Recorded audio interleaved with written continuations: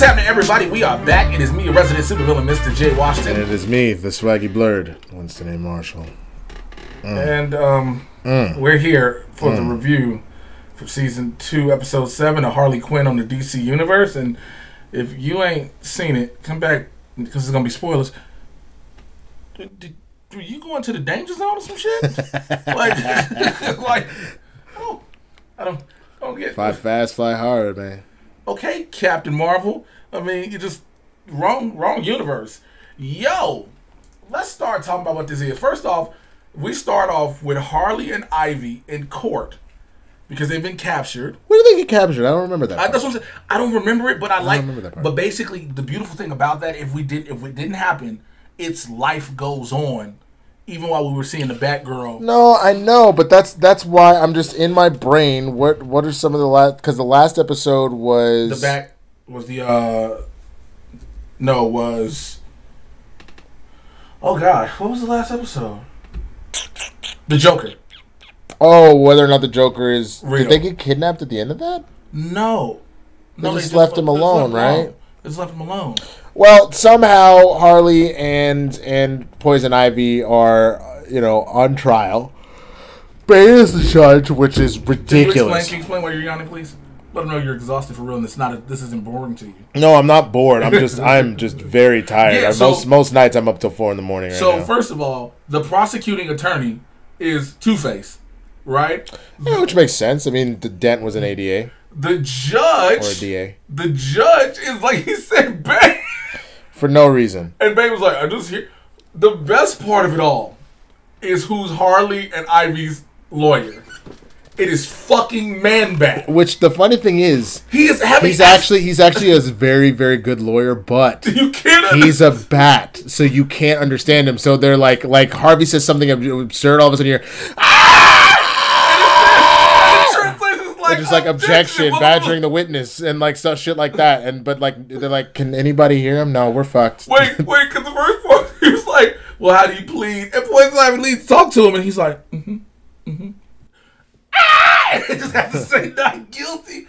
Like, first of all, these are characters we've been wanting to see more of. Like, we've had a glimpse of Man-Bat, I think, but to see him actually be utilized as a lawyer lets me know when are they going to do what's going to come next with him. You know what I'm saying? I mean, you're just getting a lot of these auxiliary characters, which is great. That's and we got a bunch of them today. Man-Bat, and when you go later, because we're not going to go bit by bit, you get Ratcatcher, which I think is so dope. You get Zaz. You get Victor Zaz. You get Killer Croc.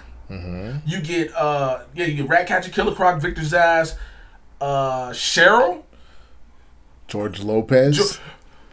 Y'all know we're fans of this show, and we're gonna be fortunate to do an interview we'll tell you about later. How do you get George Lopez to actually? Because when they said we're gonna have George Lopez do a set, I was like, did they really get? But that was the thing. I had a feeling. There's no reason you bring that up if you're not just. I did too, but I was like, is it? Or because I thought it would be one of those jokes like we were gonna have George. Oh, and then he couldn't. Something happened, like he gets killed. You know what it reminds me of? It reminds me of that episode of Community where they were talking about how Luis Guzman used to go to Greendale, and they keep talking about him. They have a statue of him, but then Luis is like, "Oh, I'll like be in your commercial, whatever y'all are doing, like in the episode." Yeah. And then Luis Guzman just like shows up and shit, and it's like one of those things where you're like, "Oh, they just like to talk about a random celebrity." And it just but then the celebrity actually is down to be a part of whatever's going on. And so, because what's happening is Bane as a judge sentences them to life in the pit. To life! In the pit. Well, he has some long-ass name for it, too. And so they get dropped in the pit. Harley and I... Well, no, you're skipping a lot of shit. Well, so first of all, they show up at the pit, and then Bane goes, I'm not just the judge, I'm also the warden. Because they thought they were getting dropped off at Arkham.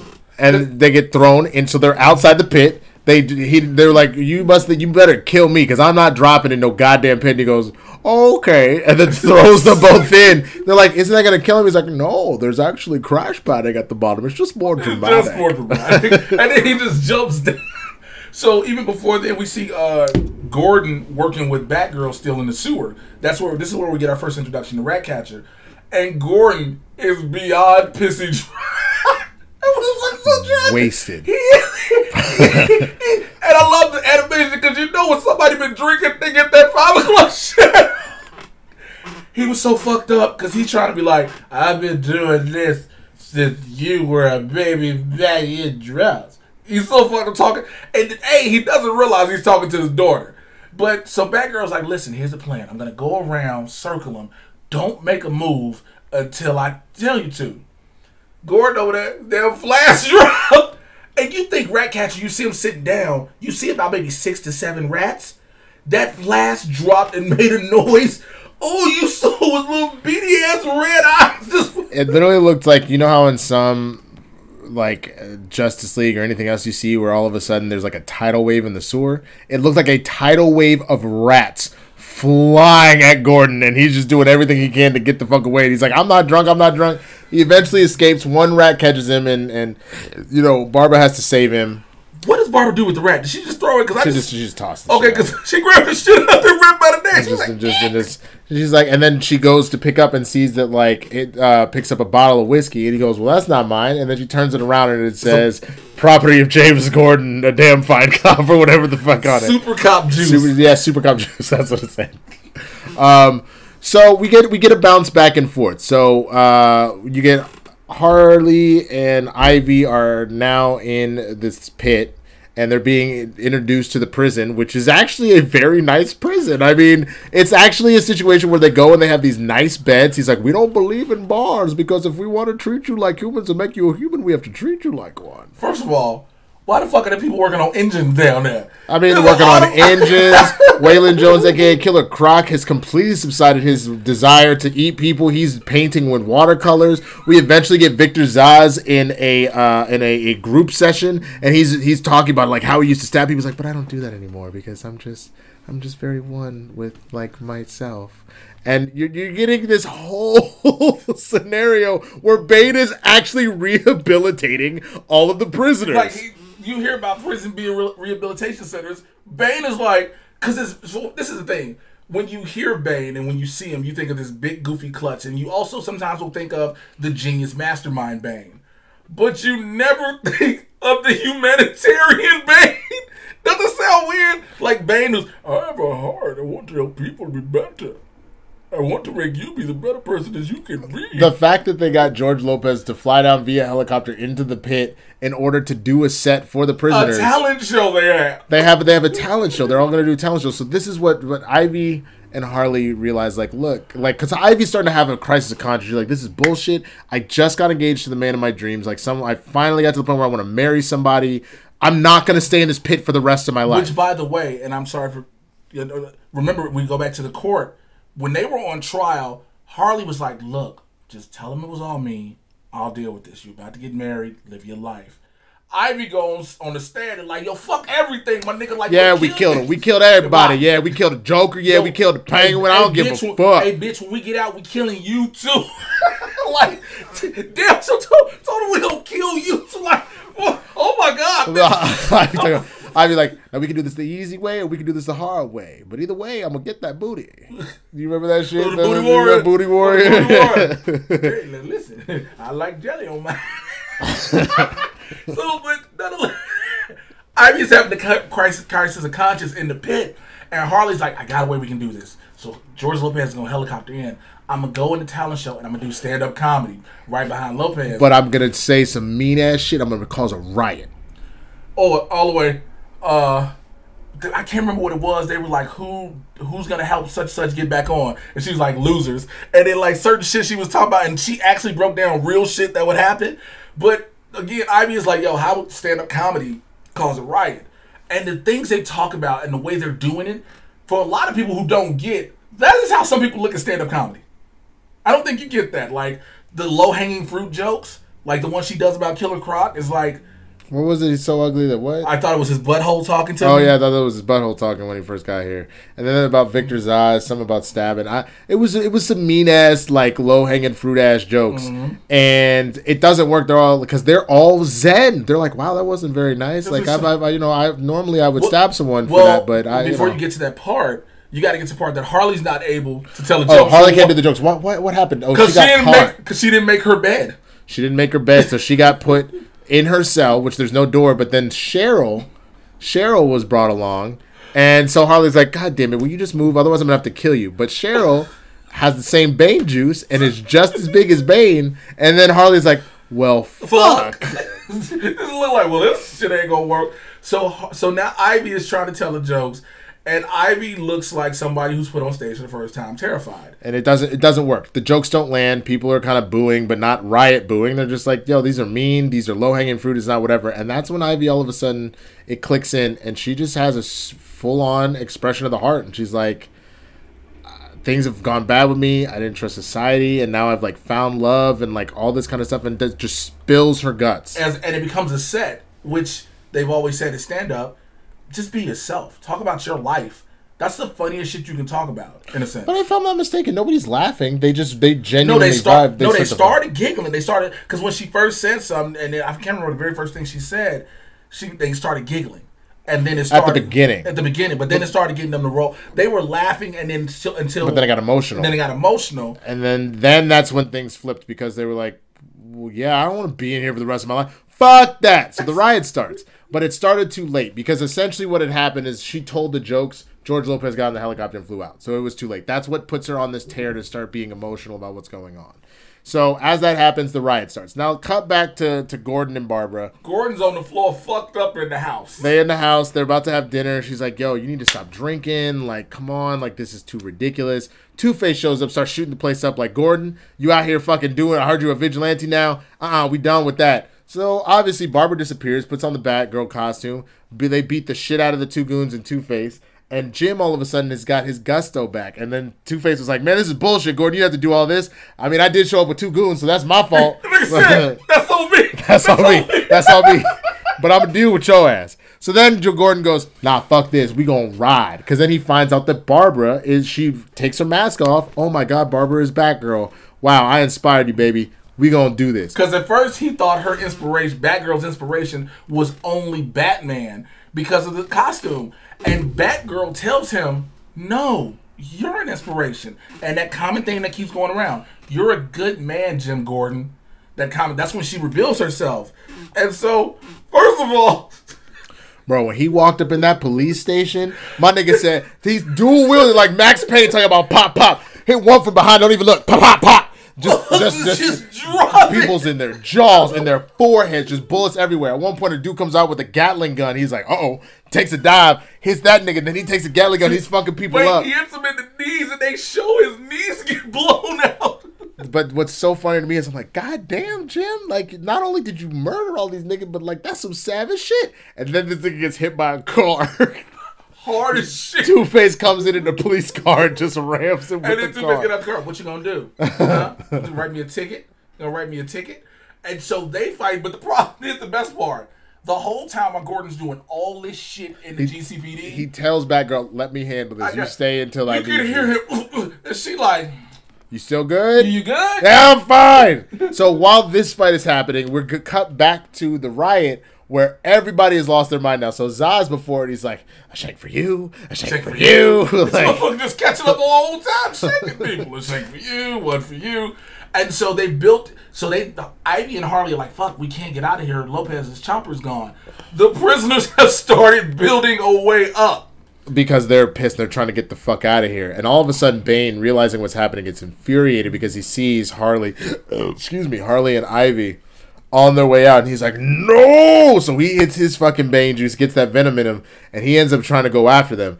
The last minute, because before, Ivy said all sorts of shit. Can't you get a plant down here? She's like, ain't no plant life around here. Well, what happened, Bane threw something. And it knocked loose a part of the wall. Yeah. And one little vine comes out, and she goes, perfect. So she used that to pull it down. They get on it. They start to pull away. And Bane, because obviously he's on Venom, does a monster fucking leap up and grabs onto Harley. Can we talk about how beautifully shot that was, even for animation? Mm-hmm.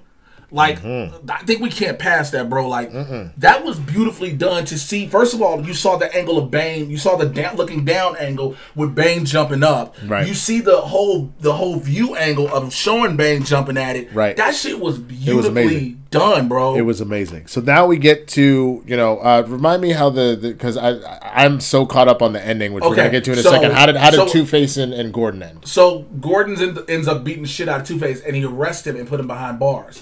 And he takes back his badge of GCPD. And that's it of Gordon and Batgirl that we have for the episode. But now, but here comes a stinger. Here comes the stinger. So Harley and Ivy are going. Bane is holding on to Harley. Harley's like, just go. And Ivy's like, don't do this. Because she know what it means. She's like, do not do this. Harley lets herself go. Well, before that, Bane says, the only way to escape out of here is through love. And that's when Harley goes, yeah, okay. And then she throws herself off of Ivy. Ivy slingshots out. And right at that point, that was the whole thing. That's another beautiful shot. Harley kicks off Bane. Bane goes crashing down. Before Harley's about to crash to the other, because it'll kill her, Ivy comes flying back in with the vine, almost like a bungee jump, and yanks her back up. And they kind of skit on the ground, and they land kind of in each other's laps, and they're just looking at each other, and they just open kiss in the mouth. They kiss in the mouth. They just. So. Here's the thing we haven't talked about outside of this. Yes. They've teased it. Yes. We thought they were going to go with it. Yes. Then we pulled back from that once we saw the engagement to Kite Man. Right. What do you think they're going to do going forward now? Here's what I think is going to be interesting. Is I think that there may be a small joke from Kite Man about maybe trying to get a threesome in or something like that. But because you would joke that you think that was actually going to happen. I think Kite Man might make a joke about it, but I genuinely think he's going to be crushed because I think that Ivy's going to all of a sudden have a crisis of conscience. I think that this is going to be a situation where she all of a sudden, where she thought she knew, maybe she doesn't know. Well, for me, I don't think it's a crisis of conscience. I think she's always had that feeling for Harley. That's a given. But that's the whole thing, though, because I think what was beautifully done by the writers in the last episode, since it was the flashback of the Joker and how Harley met the Joker, but also Ivy. If you notice, Ivy fucking hates all of humanity, wants to murder everything. Harley gives her a present. All of a sudden, that's the first human connection that she started to bond, where she goes, oh, wow. And that's why she ends up saving her, remember, from the Joker before she gets shot. So I think that this is something that has slowly been building one way or the other. But there haven't necessarily been any overt tones of any romance between them. We know the story. Right. But there haven't been any tones of it. This is the first time that full-blown you kind of see that this is starting. There have been hints. But all those hints could just be a really strong friendship. Because remember, even the scene after Ivy was kidnapped by Scarecrow, when they're sitting on the pier after they get done killing all the executives of Ace Chemicals, their hands touch. So that was the scene we saw in the trailer that initially made everybody think we're going for it. But then we saw the engagement happen, and it was a genuine engagement. It wasn't like, no, well, whatever. And Ivy even says this, I finally have somebody I genuinely care about, and that cares about me. So it's weird. And again, I agree that, yeah, Kite Man's going to make a joke. Knowing this show, I bet they have it. But I bet what happens is Kite Man ends up sitting on the side. Like, they get it set up. And all of a sudden, Kite Man is the dude on the side. He like, I didn't even get to join. Like, you two just had all the fun. Hell no. Hell no. Because it's definitely gonna be like threesome. Hell yeah. Hell yeah. Hell yeah. Then they get it. What happened, Kite Man? Hell no. Like, I never did anything. Like, I just sat there naked. I mean, I did something. Like, he gonna make a reference to the fact I did something, you know. But I think that may happen. I think he's gonna get his heart broken. I'm actually very concerned about this. And that's the thing too. If he does get his heart broken, like, is that just a cheap throwaway of Kite Man? Because I understand the feelings that Ivy has, and like you brought up from the initial introduction. I get that. But we've also watched Kite Man literally fight for love. But that's what I think is going to be interesting, and I think that that's what they have now set up is this amazing process of what do you do? Like, so literally they're gonna be in a polyamorous relationship, dog. It's possible. I could potentially see that, but I also think that, like, it'll just be interesting. It'll be interesting. I don't want to speculate too much. I want to know what you would rate this episode. I rate it a 5. Because there was so much involved. There's so much on so many different levels. There's redemption. There's heroics. There's humor. There's shock, action. There's cinema.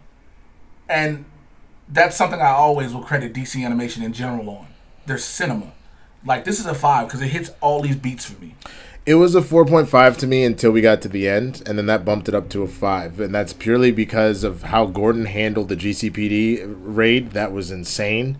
And then the breaking of all of the prisoners and them going from like zen as fuck to stabbing everybody. And finally this kiss that has now literally thrown a grenade into the room. Because, again, we are aware of their relationship in the comics, but this is going to cause some drama with that engagement. But we want to know what y'all think. So go down in the comments. Tell us what you think. Who do you think that Ivy's going to end up with? Do you think it'll be a throuple? Do you think that she's going to break up with Kite Man? Tell us what you think, man. We're very curious how you feel about this. He just said it best. So follow me on Twitter and Instagram at Mr. J Washington, MRJAY. Look, it's all there. Patreon.com, my supervillain squad. Patreon.com/Mr. J Washington. I asked the question, what are we supposed to judge actors on? Because this is why I asked. Every time we hear of an actor being cast in a superhero role, we go to one film in their resume. We don't go to their whole resume. Okay. I brought this up because of Robert Pattinson, of course. People still go to Twilight, no matter what. When Michael Keaton was cast as Batman, that's Mr. Mom. How? Heath Ledger. That's the gay cowboy from Brokeback Mountain. I thought they were gonna say more Knight's Tale. It was more. I would have done Knight's Tale, but most people. Let's just be realistic in what the society we're in. Go Brokeback Mountain. Are we supposed to judge them on their whole body of work or just one project? Why are you bringing this up? I'm curious. That's what's on the Patreon right now. I didn't catch that part. Yeah, that's what's on the Patreon right now. So I want you to come and join in on that conversation, all right? And make sure you check us out every Tuesday, Blerds in the Hood, live on our YouTube channel, youtube.com/Blerds in the Hood. It's a fun show for an hour and some change. I mean, we're trying to get past technical difficulties, but damn it, we gonna make it. We gonna make it. We gonna make it.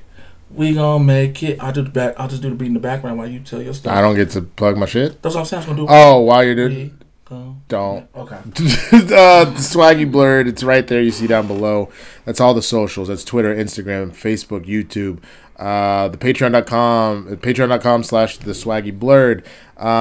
Yeah, man. I've been doing this quarantine series. Please come check it out, where I talk to a bunch of people all over the field. Speaking of talking to people, for those that are not familiar, if you're watching this review, that means that this has already happened at this point. It's most likely. We actually are going to be sitting down with the showrunner, one of the showrunners of Harley Quinn. We will be airing that on our Blerds in the Hood channel. That will be next Tuesday. It'll be the first half of our regularly scheduled program, is that interview. So please, please, please come and check that out. Other than that, we chilling, baby. Come back here every week. We gonna talk about every single episode. And as crazy as this just got, this big ass cliffhanger, I mean, we're gonna be talking about this next week. And I want to say this real quick before we go. Thank you to everybody who engages in our comments every single week. Excuse me. To know you people have an opinion that either matches up or differs from ours, but it's still engaging and it talks about this. To people who share this and like, yo, I love y'all reviews on this. We try to talk about something we both love and we have fun with. Like, I was going to do it myself, and then he was like, yeah, I'll watch it. And then he started watching. It was like, we should do this together, basically. All the way around. I watched the fuck out of this. Oh, yeah, you watched it before. And I was like, we need to do Harley Quinn. I'm sorry. I apologize. That is right. You ended up, because we had access to it for the longest. You're talking about Doom Patrol. That's how it started. That's how it started, yeah. But you had access to, we all both had access to it, but you had watched it before I did. And so when I watched it, I was like, yes, we are doing these reviews. So thank you to everybody, man. We'll holler at y'all next week. Till then, take care. We out.